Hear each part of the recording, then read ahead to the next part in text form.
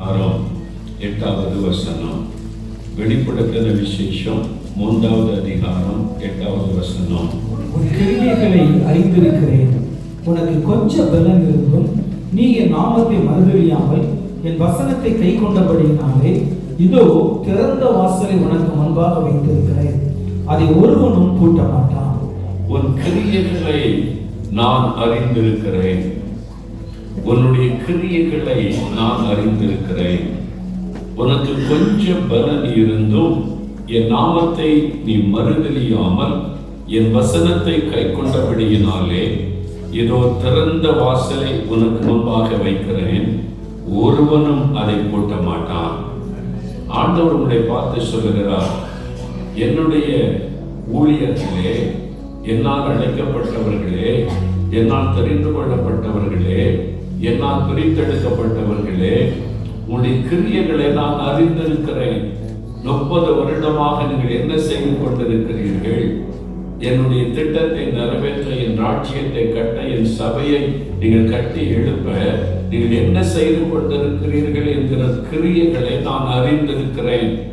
நீங்கள் பட்ட பிரயாசங்கள், உழைத்த உழைப்புகள், நீங்கள் பட்ட பாடுகள், உங்களுடைய ஜெபங்கள், உங்களுடைய கண்ணீர்கள், உங்களுடைய தியாகங்கள், நீங்கள் பட்ட பிரயாசங்களை நான் அறிந்திருக்கிறேன்.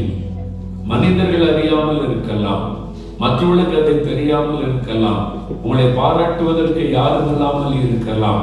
ஆனால் வானத்தை பூமி உண்டாக்கின தேவன், உங்களை அழைத்த தேவன் சொல்லுகிறார், உன் கிரியைகளை நான் அறிந்திருக்கிறேன், நான் அதை நினைவில் வைத்திருக்கிறேன்.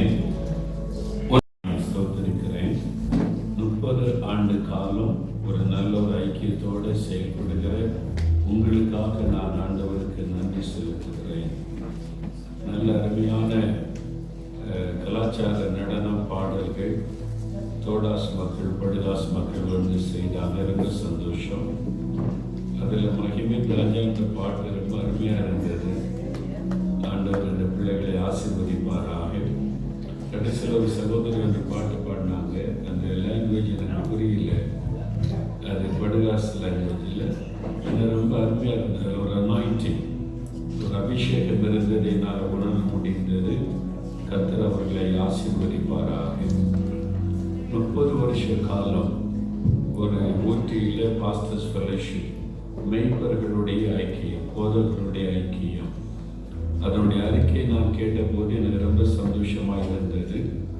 முறையாக அரசாங்கத்தில் பதிவு செய்து கணக்கு வழக்குகளை அரசாங்கத்துக்கும் சமர்ப்பித்து எல்லாவற்றும் ஒழுங்கு கிரமமாக நடத்தப்பட